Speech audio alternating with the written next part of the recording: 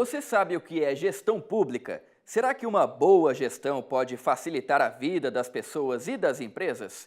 Municípios, estados e União são responsáveis por administrar os impostos que nós pagamos e revertem ações para desenvolver o país tanto social quanto economicamente. E para responder essas perguntas, está aqui no estúdio o consultor de tecnologia da CNA, Reginaldo Minaré. Bom dia, Minaré. Bom dia a todos. Como é que uma boa gestão pública pode contribuir com o setor agropecuário, então?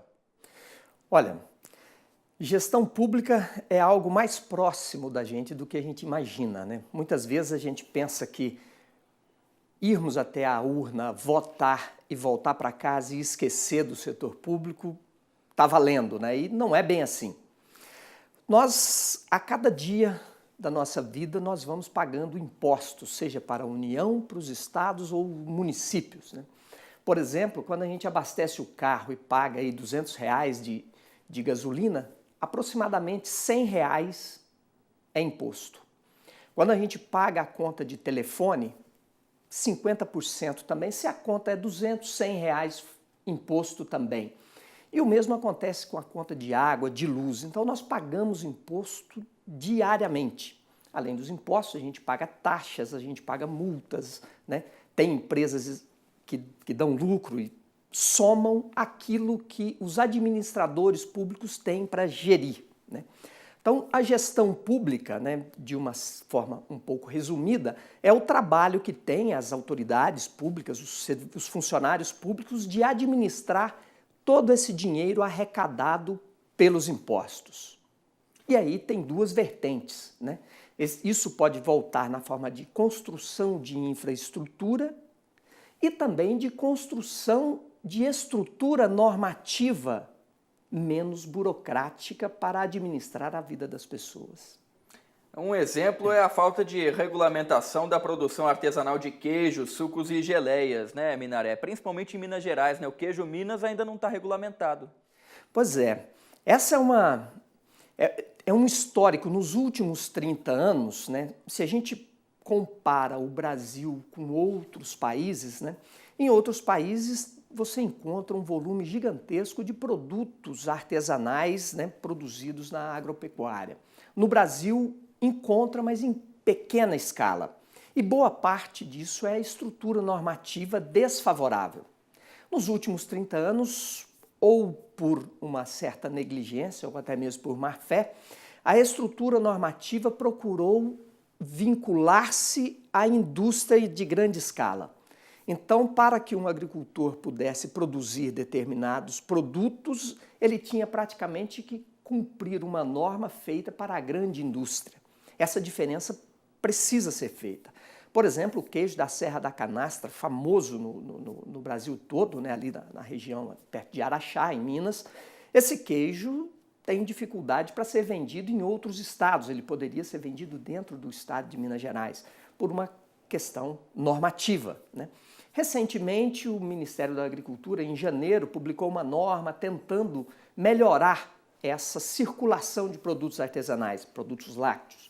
Mas ainda não temos ainda o resultado de fato dessa mudança e nem sabemos se ele efetivamente virá, né? Então, nesses últimos 30 anos, essa produção artesanal, a estrutura normativa que regulamenta a produção, o comércio, a distribuição, ficou aquém do que deveria ficar, né?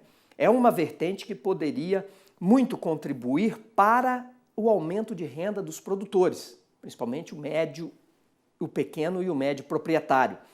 E isso falta. E ao mesmo tempo que você não tem uma boa estrutura normativa fomentando a produção e o comércio, não se criam as redes de distribuições.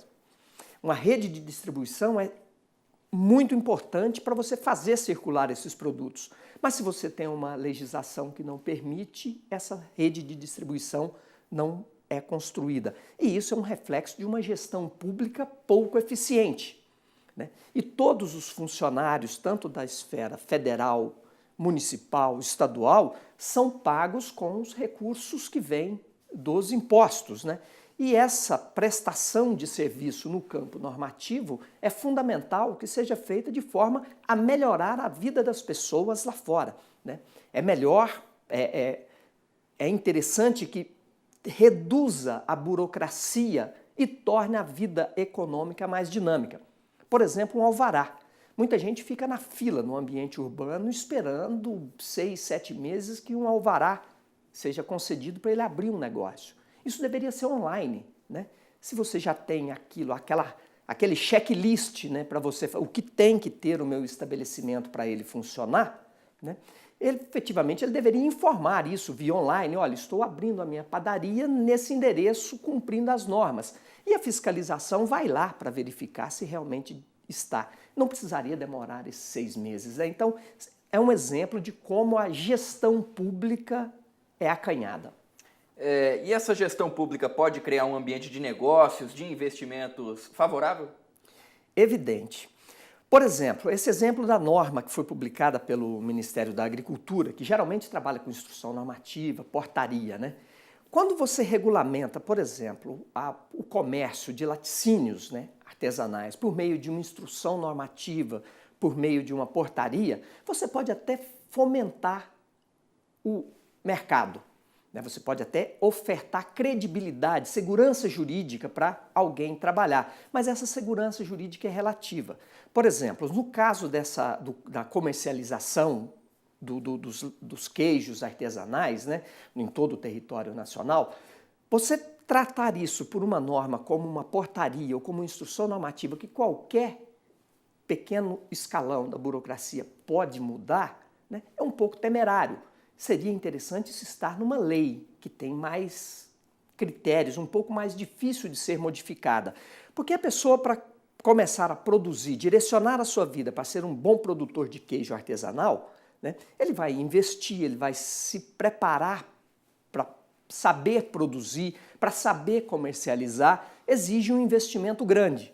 E se isso está atrelado a uma portaria ou uma instrução normativa, o que garante àquele investidor, né, aquele pequeno, médio proprietário, que amanhã, ao trocar um ministro, essa regra não muda, né? De repente, a pressão dos grandes laticínios pode fazer essa norma mudar. E estando numa portaria, numa instrução normativa, é fácil de mudança.